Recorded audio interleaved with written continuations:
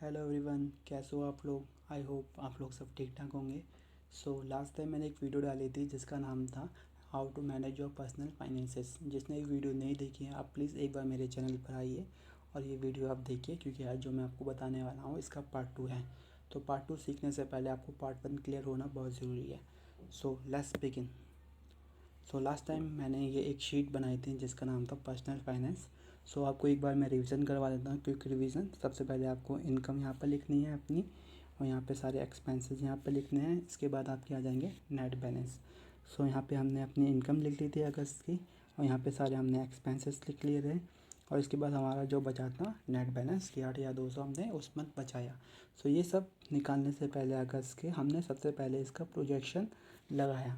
Projection लगा के ये हमारा एस्टिमेशन लग गया कि हमारा कि हमें इतने इतने रुपए हमें खर्चा आएगा हमारा। जैसे फूड में इतना आएगा, इसमें इतना आएगा, इसमें इतना आएगा, वेरिएबल हमने लिख लिया। तो टोटल हमने 16,550 का एस्टिमेशन लगा के रखा था।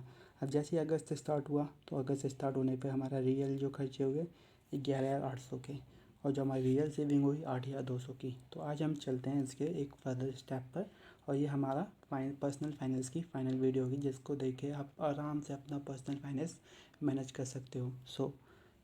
सबसे पहले आपको करना है अपने बैंक अकाउंट यहाँ पर लिख देने हैं, जिस बैंक में आपका खाता है। तो सबसे पहले मैं यहाँ पे ICICI लिख लेता हूँ। जितने भी आपके बैंक अकाउंट है सारे बैंक अकाउंट के नाम लिख लीजिए, ठीक है। और अगस्त का महीना है तो आपको कितना आपके उस टाइम पर पैसे पड़े हैं उस अकाउंट के अंदर।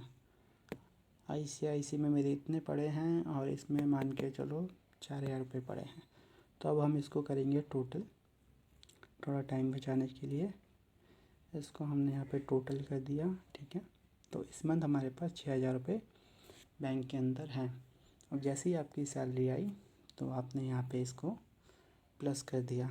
जो उनसे बैंक में आपकी सैलरी आती है, सपोज़ करो कि मेरी इसी में दोनों सैलरी आती है, तो मैं यहाँ पे इसको प्लस कर देता हूँ।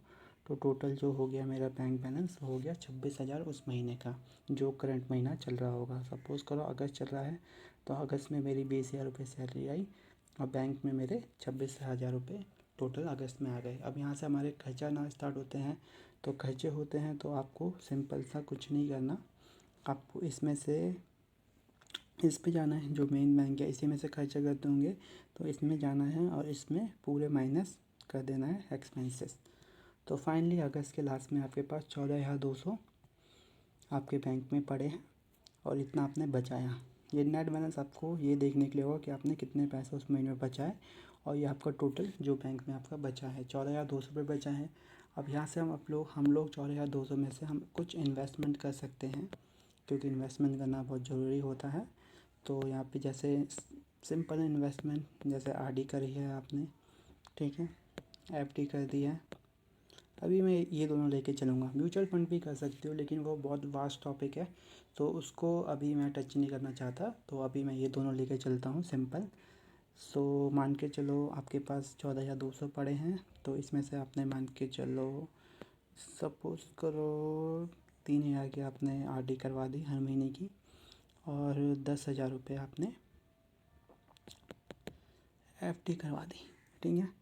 तो ये पैसे को भी हम एक बार टोटल कर लेते हैं। समय बचाने के लिए मैं यहाँ पे टोटल लिख देता हूँ, और ये हमारा पेस्ट हो गया, ठीक है। तो इसमें से भी आप क्या करना है, क्योंकि पैसा तो चले गया आपके बैंक अकाउंट से, आपके पास तो है नहीं, तो आपके पास 13,000 रुपये आप माइनस कर लोगे। फाइनली उस मंथ में आपका पड़ा है बैंक में बैलेंस 1200 रुपये, ठीक है। तो अब आपको पता है कि आपके पास 1200 रुपये आपके बैंक में पड़े हैं।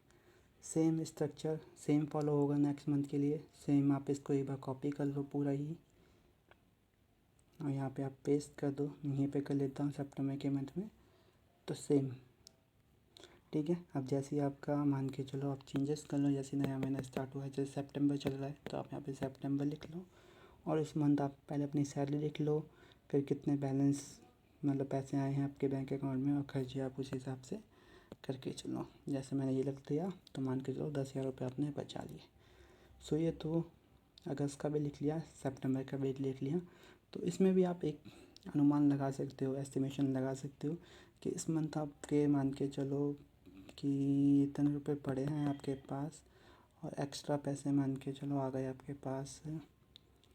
ये तो आए ही आपके पास, समझ लो। पहले तो आपने इसे प्लस कर लिया, ये तो आएंगे ही आपके पास। अब तो कई बार एक्स्ट्रा आ जाते हैं, आपने कहीं काम करा हो। सो ये आ गए, ठीक है। और दूसरे बैंक का भी लिख लो आप यहाँ पे 4,000। तो ऐसे करके आप प्लस कर सकते हो अपना एस्टिमेशन लगाने के लिए।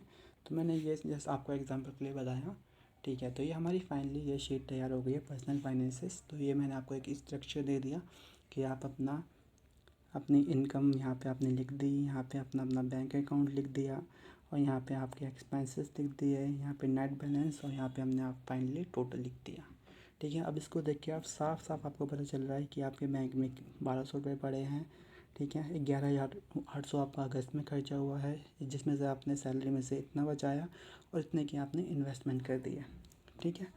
अब जैसे ही आपकी ये इन्वेस्टमेंट के पार्ट के लिए मैं आपका एक अलग से वीडियो